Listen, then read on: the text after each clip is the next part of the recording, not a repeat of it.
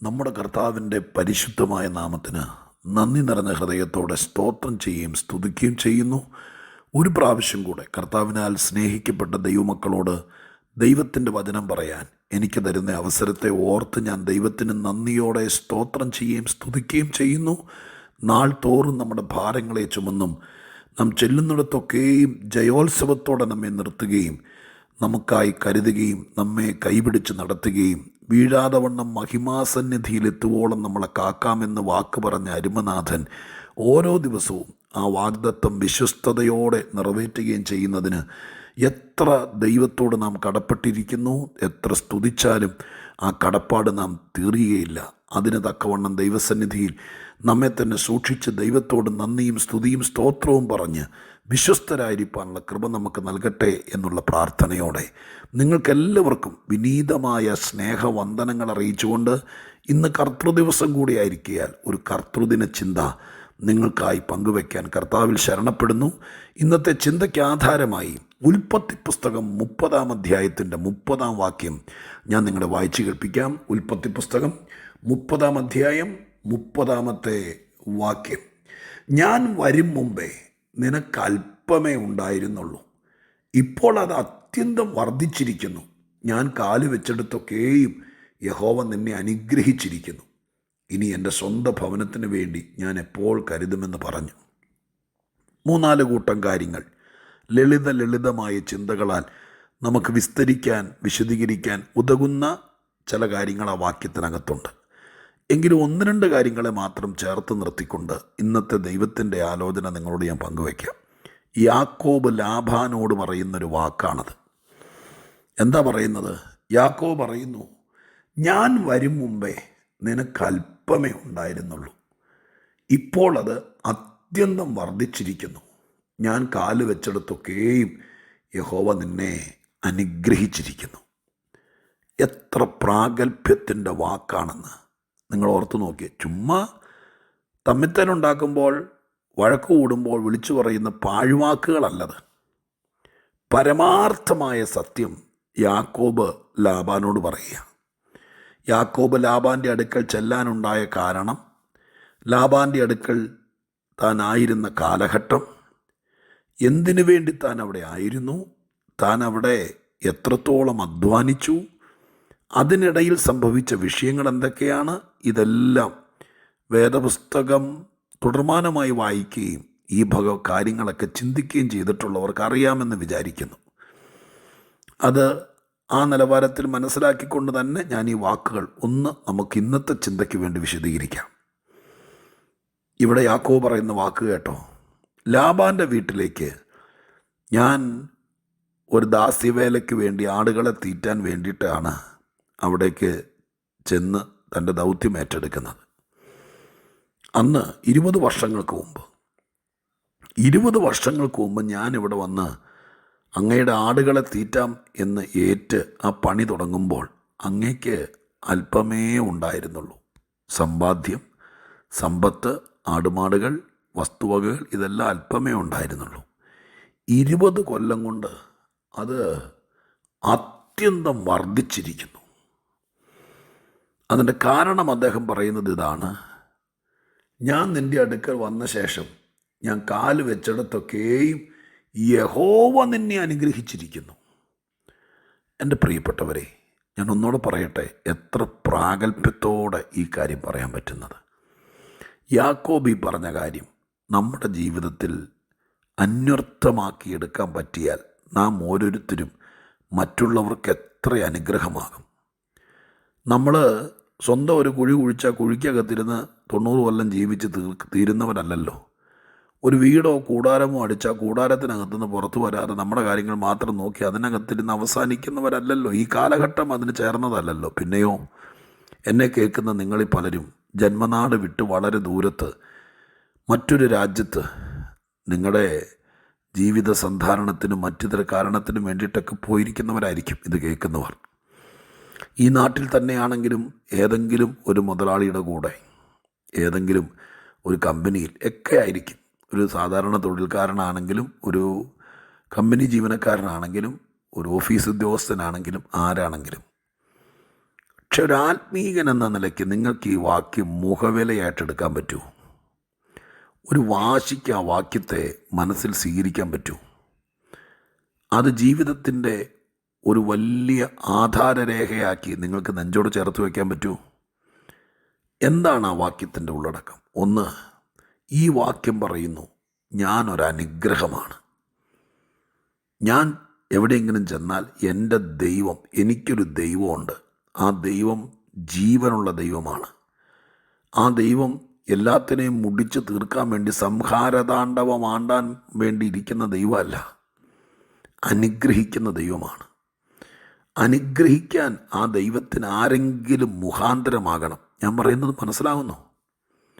ചുമ്മാ ഇരിക്കുന്ന ഒരുത്തനെ വാരിക്കോരി അങ്ങ് അനുഗ്രഹിക്കുന്ന ഒരു നിലവാരമല്ല ദൈവത്തിൻ്റെ വ്യവസ്ഥ. ഈ പുസ്തകം വായിച്ചാൽ പലരും അനുഗ്രഹിക്കപ്പെടാൻ പല മുഖാന്തരങ്ങൾ ഉണ്ടായിട്ടുണ്ട്. ചിലർ അനുഗ്രഹിക്കപ്പെട്ടത് മറ്റു ചിലർ നിമിത്തമാണ്. ഞാൻ എൻ്റെ ദൈവത്തിനൊരു മുഖാന്തരമാകുക എന്തിന്? ചിലരെ അനുഗ്രഹിക്കാൻ. എനിക്കിപ്പോൾ എൻ്റെ വീട്ടിലുള്ളതെല്ലാം കൂടി കൊണ്ടുപോയി എൻ്റെ മുതലാളിക്ക് കൊടുക്കാൻ പറ്റുകയില്ല. പക്ഷെ ഒരു കാര്യം അറിയാം, എനിക്കൊരു ദൈവമുണ്ട്. എൻ്റെ ഉള്ളിൽ എൻ്റെ ദൈവം ജീവിക്കുന്നു. ഞാൻ കാലുകുത്തിയാൽ, ഞാൻ ആത്മാർത്ഥതയോടെ സഹകരിച്ചാൽ, എന്നോട് എന്തും ചെയ്യട്ടെ. ലാബാൻ തിരിച്ച് യാക്കോബിനോട് ചെയ്തത് അത്ര നല്ല കാര്യമൊന്നും അല്ലെന്നേ. എന്നാൽ ഇദ്ദേഹത്തിൻ്റെ പോളിസി എന്താണെന്നറിയാമോ? ഞാൻ ചെന്ന് നിൽക്കുന്നിടത്ത് എന്നെ ഇച്ചിരി ദുഃഖിപ്പിച്ചാലും കരയിപ്പിച്ചാലും വേണ്ടില്ല, ഞാൻ കാരണം ഒരുത്തൻ മുടിയരുത്, ഒരു കമ്പനിയും പൂട്ടിപ്പോകരുത്, അവൻ ഇല്ലാതാകരുത്, അവൻ്റെ നന്മകളെല്ലാം കൂടി തീരരുത്, അവൻ ജപ്തിക്കും കടത്തിനും വിധേയപ്പെട്ട് അവസാനം ആത്മഹത്യയുടെ വക്കിൽ ചെന്ന് നിൽക്കരുത്. എനിക്കൊരു ദൈവമുണ്ട്. ഞാൻ ദൈവത്തിൻ്റെ മകനാണ്. എന്നിൽ ദൈവം വാഴുന്നുണ്ട്. അതുകൊണ്ട് എവിടെയെങ്കിലും പോയി നിന്ന് അവനെ മുടിച്ച് മുണ്ടക്കോല് വെപ്പിക്കുകയല്ല.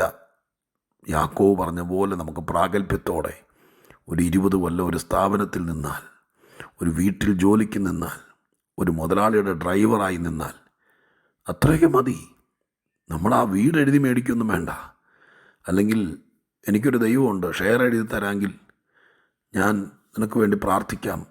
അങ്ങനെയൊന്നുമല്ല. ഞാൻ പ്രാർത്ഥിക്കാൻ, ജോലി കിട്ടിയാൽ ദശാംശം എനിക്ക് തരുമോ എന്നൊക്കെ ചോദിക്കുന്ന ആൾക്കാരെ കേട്ടിട്ടുണ്ട്. ഡിമാൻഡ് ചെയ്യാനൊന്നുമില്ല.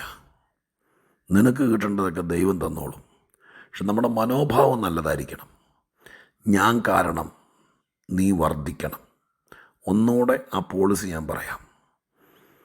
നിങ്ങൾ അടുത്ത ദിവസമോ ഇന്നോ ഇത് കേട്ടിട്ടോ എപ്പോഴാണെങ്കിലും നിങ്ങളുടെ സ്ഥാപനത്തിലേക്ക്, നിങ്ങളുടെ വീട്ടിലേക്ക്, പ്രത്യേകിച്ച് നമ്മുടെ കേരള പശ്ചാത്തലത്തിൽ ഇന്നത്തെ ആളുകൾ അങ്ങനെയൊന്നും കാണത്തില്ല. പഴയ ആളുകൾ പറയുന്ന കാര്യമുണ്ട്. വിവാഹം കഴിച്ചൊരു പെൺകുട്ടി അന്യവീട്ടിൽ നിന്ന് ഭർതൃഗ്രഹമാവുന്ന തൻ്റെ ഭർതൃവീട്ടിലേക്ക് വന്നു കഴിയുമ്പോൾ, കുറച്ച് കഴിയുമ്പോഴത്തേക്കും ഈ പിണക്കമൊക്കെ മൂക്കുമ്പോൾ ചിലർ പറഞ്ഞു കേട്ടിട്ടുണ്ട്, നീ വന്നതിന് ശേഷം ഇവിടെ മുടിഞ്ഞിട്ടേ ഉള്ളൂ. അങ്ങനെ ചിലരങ്ങനെ പറഞ്ഞുകൊണ്ട് നടക്കും. പക്ഷേ നീ ദൈവത്തോട് പ്രാർത്ഥിക്കണം. ഇല്ല കർത്താവേ, ഉൽപ്പത്തി 30:30 എൻ്റെ ജീവിതത്തിൻ്റെ ആധാരമായി ഞാൻ മുറുകെ പിടിക്കുക. യാക്കോബിൻ്റെ ജീവിതാനുഭവമാണ്. പക്ഷെ ബൈബിൾ എന്നോട് പറയുന്നു, ഞാനൊരനുഗ്രഹമാണ്. എൻ്റെ ദൈവം ഞാൻ നിമിത്തം ചിലരെ അനുഗ്രഹിക്കും.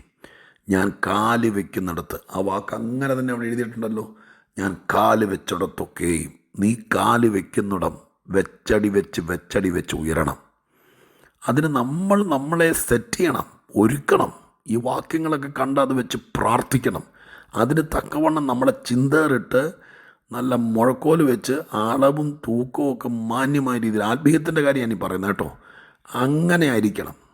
ഞാൻ നിമിത്തം എൻ്റെ അപ്പൻ ദുഃഖിക്കരുത്, എൻ്റെ അമ്മ വിലപിക്കരുത്, എൻ്റെ കുടുംബം കടം കയറി എനിക്ക് വേണ്ടി ചിലവാക്കി നശിക്കരുത്, എൻ്റെ മുതലാളി ഞാൻ നിമിത്തം മുടിയരുത്, ഞാൻ ജോലിക്ക് നിൽക്കുന്ന സ്ഥാപനം ഉയർന്നു വരട്ടെ.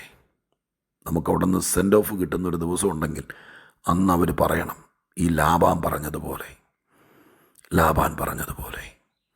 നമുക്ക് ദൈവത്തോട് ആത്മാർത്ഥമായിട്ട് വിനീതമായി ഇത്ര നല്ല ദൈവത്തെ സേവിക്കാൻ അവസരം കിട്ടിയതുകൊണ്ട് നമുക്ക് ദൈവസന്നിധിയിൽ സമർപ്പിതരാകാം. ഇതുപോലൊരു ജീവിതം നമുക്കും ഈ ലോകത്തിൽ ഒരായുസേ ഉള്ളൂ. അതിൽ തന്നെ പകുതിയും മുക്കാലും അതിൻ്റെയും കൂടുതൽ നമ്മളിപ്പോൾ ജീവിച്ചു തീർത്തു. ഇനി കുറച്ച് നാളും കൂടെ ഉള്ളൂ. എന്തിനാ ഞാൻ നിമിത്തം മറ്റൊരുത്തൻ കെട്ടി അടച്ച് തീരുന്നത്? നമുക്ക് ഈ കാര്യം വാശിയോടെ ഏറ്റെടുക്കാം. ഞാൻ നിമിത്തം, എൻ്റെ കാല് കുത്തുന്നത് നിമിത്തം, ഞാൻ ചെല്ലുന്നത് നിമിത്തം, എനിക്കൊരവസരം തന്നത് നിമിത്തം ഒരിടവും തകരരുത്. ഈ സഭയിൽ വിശ്വാസികളായിരിക്കുന്നവർ പോലും ഇത് ചിന്തിക്കണം. ഞാൻ ആയിരിക്കുന്ന സഭ ഞാൻ നിമിത്തം വർദ്ധിച്ചു വരണം. 2 കൊല്ലം മുമ്പ് 5 കൊല്ലം മുമ്പ് ഞാനിവിടെ വരുമ്പോൾ ആകപ്പാടെ വിരലിലുണ്ടാവുന്ന 10-12 പേരെ ഉണ്ടായിരുന്നുള്ളൂ.